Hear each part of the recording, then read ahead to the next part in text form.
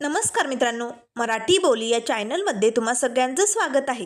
तर आज एड लागलं प्रेमाचं या मालिकेचा आजचा भाग खूपच धमाकेदार झालेला आपल्याला बघायला मिळणार आहे. कारण आजच्या भागामध्ये खोटारड्या गार्गीचा खरा चेहरा राया मंजिरीसमोर आलेला आपल्याला बघायला मिळणार आहे. तर आता रायाने मात्र गार्गीच्या नाकावर टिचून आता मिसफायरचा हात धरताच गार्गीच्या पायाखालची जमीन सरकलेली आपल्याला बघायला मिळणार आहे. तर आजच्या भागामध्ये सुरुवातीला आता ज्या ठिकाणी मंजिरी उभी असते त्या ठिकाणी ते उकळतं डांबर सांडल्यामुळे आता शशिकला मात्र खूप घाबरलेली असते. तेव्हा ती पांडुरंगाला हात जोडतच म्हणू लागते, बरं झालं पांडुरंगा, आज माझ्या लेकीला तूच वाचवलंय. त्याच वेळेस गार्गी मात्र लपून आता भिंतीच्या आड डोकावून हे सगळं बघत असते. तर इकडे मंजिरी आता जी विठुरायाची पालखी आलेली असते ना, त्या पालखीत अगदी दंग होऊन जाते. मस्त त्या पालखीतल्या लोकांकडनं झेंडा घेते. आता त्या वारकऱ्यामध्ये अगदी भजनात दंग झालेली मंजिरी झेंडा हातात घेऊन आता विठुरायाचा जयघोष करत असते. भजनात अगदी दंग होऊन नाचत असते, गात असते. त्याच वेळेस आता शशिकलाच्या लक्षात येतं, अरे बापरे, मंजिरी कुठे गेली इकडनं. आता शशिकला धावतच लगेच त्या पालखीजवळ येते. आता मंजिरी मस्त झेंडा घेऊन भजनात दंग झालेली असते. त्याच वेळेस आता शशिकला म्हणू लागते, मंजिरी मंजिरी अगं चल. आता मंजिरी काकूचा हात पकडते आणि तिलाही त्या भजनात अशी नाचवू लागते. त्याच वेळेस काकू म्हणू लागते, मंजिरी चल ना गं, ऐक ना माझं. आता शशिकला ओढतच मंजिरीला चाळीत घेऊन येते. सगळे लोक जमलेले असतात. तेव्हा मंजिरी म्हणू लागते, काकू अगं तुला वेळ लागलाय का, बघ ना पालखी आले, मला का आणलंय तू इकडे. त्याच वेळेस शशिकला लागते, हे बघ, हे दाखवण्यासाठी आणलंय, बघ बघ काय दिसतंय ना तुला समोर. आता ते उकळतं डांबर खाली पडलेलं असतं. त्याच वेळेस मंजिरी लागते, काकू अगं हे काय, अगं यातनं धूर निघतोय. तेव्हा शशिकला म्हणू लागते, निघणारच, उकळतं डांबर पडलंय ना, मग धूर तर निघणारच. आणि मंजिरी ते कुठे पडलंय माहिती, ज्या ठिकाणी तू फोनवरती बोलत उभी होती ना त्याच जागेवरती शिडी आणि डांबर पडलंय. हे कसं आणि काय झालं तुला माहिती आहे मंजिरी. तेव्हा मंजिरी लागते, काकू मला नाही माहिती, अगं मी नाही पाडलं, मी तर फोनवर बोलण्यात व्यस्त होते. तेवढ्यात पालखी आली आणि मी तिकडे निघून गेले. त्याच वेळेस शशिकला मला लागते, बरं झालं विठुरायाने ऐन वेळेस तुला वाचवलं. एक सेकंद जरी तू या जागेवरती उभी असते ना मंजिरी, तर आज तुझं काय झालं असतं ना याचा विचारसुद्धा करत नाही आहे मंजिरी. खरंच मंजिरी, हे सगळं ना कोणीतरी मुद्दाम करतंय. कोणी पाडलं असेल हे, याचा मी शोध घेणारच. तेव्हा मंजिरी लागते, काकू कोण कशाला पाडेल, अगं या सगळ्यामुळे एखाद्याला दुखापत होऊ शकते. हे माहीत असूनही कशाला कोणी हलगर्जीपणा करेल. नाही नाही नाही, चुकून झालं असेल. त्यावर शशिकला लागते, नाही या मंजिरी, असल्या गोष्टी सोडून द्यायच्या नसतात. हे बघ, चुकून होणारी गोष्ट नाही आहे ही. त्या माणसाने काय सांगितलं त्याने व्यवस्थित ठेवलं होतं हे सगळं, पण तरीही कोणीतरी धक्का देऊन बरोबर ज्या ठिकाणी तू उभी होती त्याच ठिकाणी हे पाडलं. याचा अर्थ नक्कीच काहीतरी गडबड आहे मंजिरी. तेव्हा मंजिरी लागते, काकू तू पण ना मनात कुठले शंका निशंका आणत असते, असं काही नसेल ग. त्याच वेळेस शशिकलाचं लक्ष आता जी गार्गी दरवाजाच्या आड लपलेली असते ना त्या गार्गीकडे जातं. तिचे पाऊल आता शशिकलाला दिसू लागतात. ती लपलेली हे शशिकलाने मात्र ओळखलेलं असतं. तेव्हा शशिकला म्हणू लागते, मंजिरी अगं ती गार्गी. त्याच वेळेस मंजिरी म्हणू लागते, काकू अगं जाऊ दे ना, दो दे ना, आता तो विषय सोडून दे बरं. जे झालं ते चांगलं झालं ना. बघ विठुरायाच्या कृपेने कुणाला काही दुखापत झाली नाही. ओ दादा, तुम्ही लवकरात लवकर ही साफसफाई करून घ्या बरं. कसं आहे ना, चाळीत लहान मुलं पण खेळतात हो, कुणाला उगाच जखम व्हायला नको. आवरा पटापट. त्यावर शशिकला म्हणू लागते, हो ग बाई, आज पांडुरंगाची कृपा म्हणूनच आज आपण वाचलोय मंजिरी, नाहीतर होत्याचं नव्हतं झालं असतं ग. बरं झालं, चल आपण देवासमोर दिवा लावू, साखर ठेवू. त्याच वेळेस आता मंजिरी लागते, दादा लवकरात लवकर स्वच्छता करा. तेव्हा शशिकला त्या माणसाला दम देते, लगेचच्या लगेच झालंच पाहिजे, नाहीतर तुला सोडणार नाही. तेव्हा मंजिरी लागते, काकू कुणाच्याही कशाला मागे लागते, चल बरं. आता दोघी आतमध्ये निघालेले असतात. आता मात्र गार्गीला खूपच राग आलेला असतो. तर इकडे आता रायाचं फायली शोधण्याचं काम चालूच असतो. आता जो हवालदार खंबीर असतो ना त्याला मात्र खूपच कंटाळा आलेला असतो. आळसही येत असतो. पण आता राया काही काम बंद करायचं नावच घेत नाही. तेवढ्यात आता जय घोरपडे तो राया. त्याच वेळेस आता जयला बघताच राया म्हणू लागतो, जय तुला काय सांगितलं होतं, घरी आराम कर असं सांगितलं होतं ना, तू इकडे काय करतोय. अरे अशा परिस्थितीत तू इगतपुरीला आलाच कसा. त्यावर जय म्हणू लागतो, राया हे बघ, ही केस खूप मोठी आहे. आपल्याला या सगळ्याचा शोध घ्यायचा आहे की नाही, म्हणून मला राहवलं नाही रे. काही सापडलंय काय? हाती लागलंय का? त्याच वेळेस हवालदार हसू लागतो. काय हाती लागणार आहे? डोंगर पोखरून उंदीरसुद्धा सापडला नाही अशी गंमत झाली इकडे. त्याच वेळेस आता रायम लागतो, ए गपरे तू मध्ये बोलू नको. बरं जय, तो बोलतोय ते काही खोटं नाही आहे रे. एवढ्या फायलींचा ढिगारा शोधला, मग कुठेच काही मिळत नाही. मला ना काय करावं काही सुचत नाही. त्यावर जय म्हणू लागतो, राया हे बघ, ही केस साधीसुधी नाही आहे. अरे सिरियल किलिंगची केस ही. आणि या सगळ्यात लगेच शोध लागणं जमणार नाही. आपल्याला खूप तळापर्यंत जावं लागेल, शोधाशोध करावी लागेल. तेव्हा कुठे एखादा पुरावा सापडेल, तेव्हा आपण त्या किलरला पकडू शकतो राया.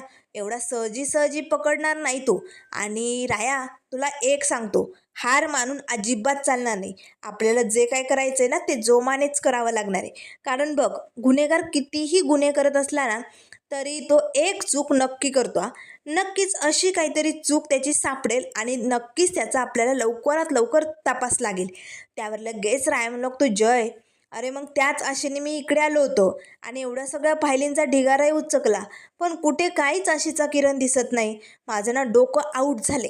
तेव्हा लगेच जयम लागतो, राया अशा वेळेस काय करायचं असतं माहिती? जरा वेळ ब्रेक घ्यायचा असतो, चहा पाणी घ्यायचा असतो, डोकं जरा शांत ठेवायचं असतं. आपल्याला घोडे अगदी वेगाने धावावे लागणार आहेत, पण त्यासाठी घोड्याला जर आराम पण द्यावा लागतो. त्यामुळे ना आता तू डोकं शांत ठेव, जरा आराम कर. चल आपण बाहेर जाऊन फेरफटका मारून येऊ. कसं आहे ना, जे बंद खोलीत सापडत नाही ना ते कदाचित मोकळ्या रानातही मिळू शकतं. आपण गावात जाऊ, मस्त चहा पाणी पिऊन येऊ. चल बरं, तुला बरं वाटेल. तेव्हा हवालदार खुश होतो. चला चला, मला पण लय आळस भरलाय. चला लवकर मस्त चहा मारून येऊ.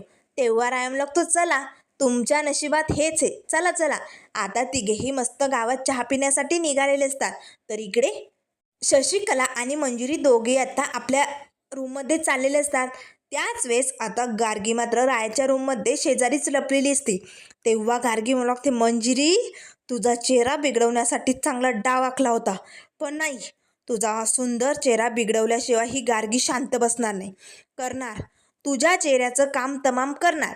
त्याच वेळेस आता लगेच गार्गी खूप भडकलेली असते. तेवढ्यात आता तिच्यासमोर शशिकला येऊन प्रकट होते.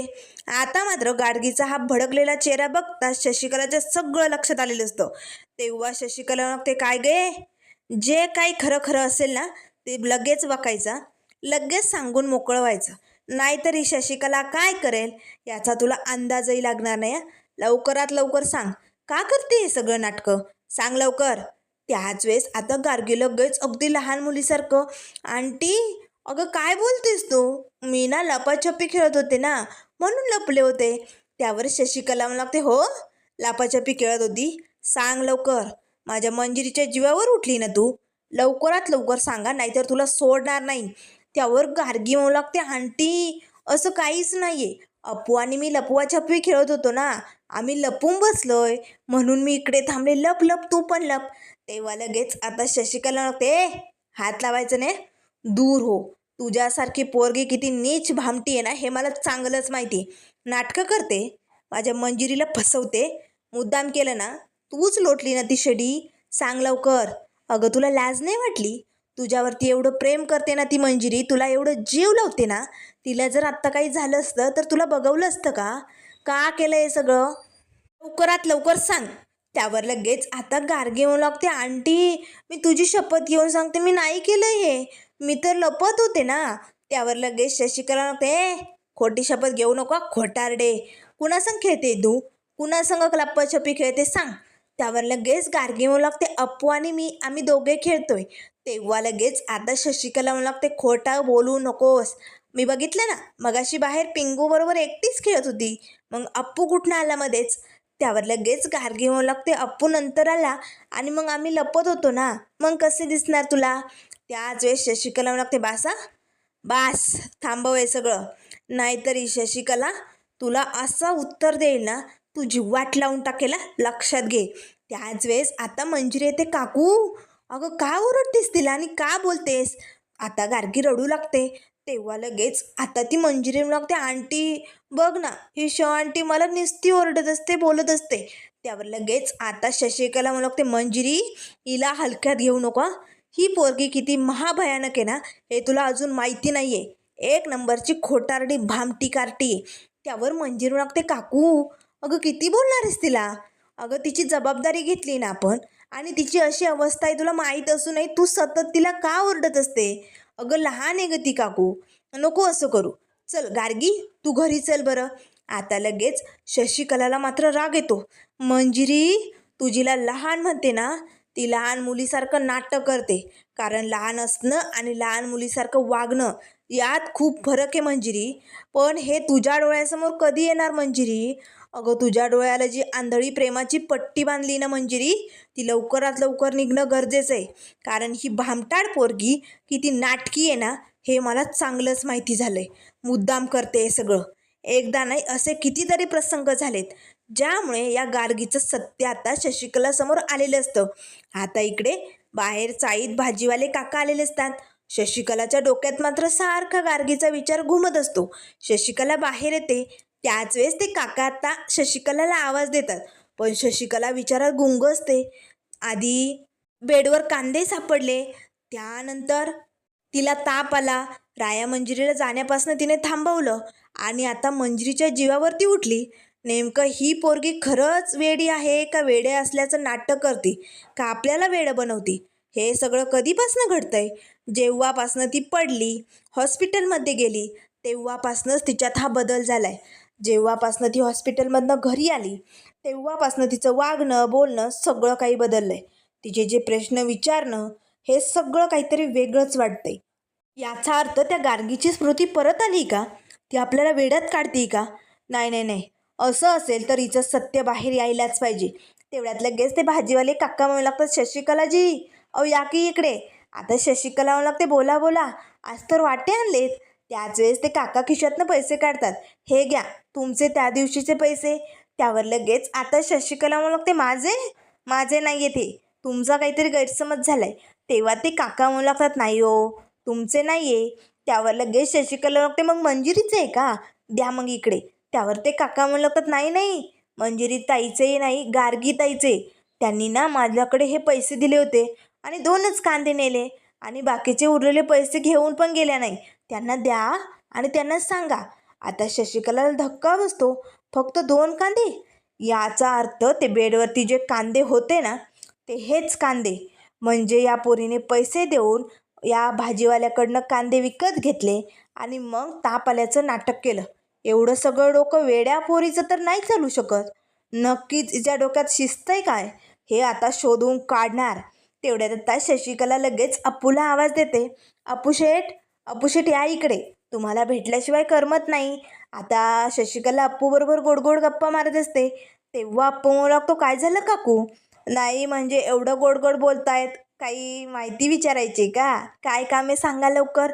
तेव्हा शशिकला म्हणू लागते, अप्पू मगाशी ना पालखी आली होती आणि तू पालखीला गेलाच नाही. इकडे गार्गीबरोबर लपवाछपवी खेळत होता ना, म्हणून जरा विचारपूस करायला आले होते. एवढा देवाचा भक्त अप्पू, आणि तो कसा पालखीत गेला नाही? त्याच वेळेस अप्पू म्हणू लागतो, पालखी आली होती का आपल्या मंदिरात? नाही ना काकू, मला माहितीच नाही हो. मी ट्युशनला गेलो होतो सकाळी, ते आत्ताच आलोय. अजून मी खेळायला पण गेलो नाही. आता शशिकलाला धक्का बसतो. काय म्हणजे तू गार्गीसोबत लपवाछपवी नव्हता खेळत? याचा अर्थ ती पोट्टी माझ्याशी खोटं बोलली. का खोटं बोलली असेल ती हे सगळं? त्याच वेळेस आता अप्पू म्हणू लागतो, हो काकू मी आत्ता चालू आहे ट्युशनवरनं. तेव्हा लगेच आता शशिकला म्हणू लागते, अप्पू तुला एक डाऊट येतो का रे? अरे ती गार्गी आहे ना, ती वेडी नाही आहे. वेडी असल्यासारखं नाटक करते, अगदी लहान मुलीसारखं असल्याचं नाटक करते, असं वाटतं का तुला? तेव्हा अप्पू म्हणू लागतो, नाटक? त्याच वेळेस आता काकूचं हे बोलणं मंजिरीने ऐकलेलं असतं. मंजिरी लगेच आता म्हणू लागते, अप्पू तू जा, तू थकला असशील ना, जा तू आराम कर बरं. आणि काय गे काकू, काय झालं तुझं? का सतत त्या गार्गीच्या मागे लागते? त्यावर शशिकला म्हणू लागते, मंजिरी हलक्यात घेऊन चालणार नाही. त्या गार्गीचं वागणं तुला माहिती? अगं आधी त्या दिवशी तिने गॅसचं बटन सुरू केलं, आणि त्यानंतर तुला माहिती आहे मंजिरी, मग आपण दोघी गॅसचं बटन चालू असताना सगळ्या घरात घरभर गॅस पसरला होता. आपण दोघी अगरबत्ती घेऊन आतमध्ये चाललो होतो. अगरबत्ती घेऊन जायला तिनेच सांगितलं होतं. नशीब आपलं चांगलं, आपण वाचलो. त्यानंतर ते कांदे बेडवरती सापडले, ज्यामुळे तिला ताप आला होता आणि त्यानंतर आज तुझा जीव थोडक्यात वाचलाय. हे सगळं योगायोगाने नाही होऊ शकत मंजिरी. ती मुद्दाम करते, तुला कळतंय का? त्यावर लगेच मंजिरी म्हणाली, काकू अगं किती गैरसमज करून घेते. बासा, आपण गार्गीची जबाबदारी घेतली ना, मग तिच्यावरती असे संशय घेणं चुकीचं आहे. तुला जर याबद्दल पटत नसेल ना तर मला बोलायचंच नाही. चल मी येते. आता शशिकलाला काय करावं, कसं मंजिरीला समजावून सांगावं ते कळतच नाही. तर इकडे राया, घोरपडे आणि हवलदार तिघे आता चहाच्या टपरीवरती आलेले असतात. तेव्हा लगेच आता तो चहावाला सगळ्यांना चहा देतो आणि रायाला म्हणू लागतो, साहेब तुम्ही पोलीस ऑफिसर आहात का? नाही म्हणजे पहिल्यांदाच इकडे बघितलं, पण बघता क्षणी वाटतं या. त्यावर लगेच आता जय म्हणू लागतो, नाही आज तरी तो पोलीस ऑफिसर नाहीये, पण उद्या मात्र त्याच्या अंगावरती वर्दी नक्कीच येणार आहे. आणि फक्त इगतपुरी, नाशिक, पंढरपूरचा पोलीस ऑफिसर नसून तर जगाचा पोलीस ऑफिसर असेल तो. त्यावर लगेच आता तो चहावाला म्हणू लागतो, ठीक आहे साहेब, होऊ द्या, तुमची अशीच प्रगती होऊ द्या, पण प्रगती झाल्यानंतर आम्हाला विसरू नका म्हणजे बस. त्यावर राया म्हणू लागतो, नाही मी कुणालाही विसरण्यात नाहीच आहे, कारण मला राया म्हणतात. रायाने एकदा का दोस्ती केली की तो आयुष्यभर साथ सोडत नाही. पण भावा, आता आपली दोस्ती झाली खरी, पण एक गोष्ट सांगशील, या एका मिशनसाठी आम्ही या गावात आलो. एका खुनाचा शोध घ्यायचा आहे आम्हाला. तेव्हा लगेच तो चहावाला टपरीवाला म्हणू लागतो, सांगा ना साहेब, काय मदत करू? तेव्हा जय म्हणू लागतो, आम्हाला ना असं हातावरती गोंधन काढती नाही का रे, त्याबद्दल माहिती हवी. तेव्हा लगेच आता ते काका म्हणू लागतात, गोंधन म्हणजे काय असतं? त्यावर राया म्हणू लागतो, हे बघ, टॅटो म्हणतात त्याला. वेगवेगळ्या प्रकारचे टॅटो काढले जातात. असा एखादा आर्टिस्ट आहे का इकडे?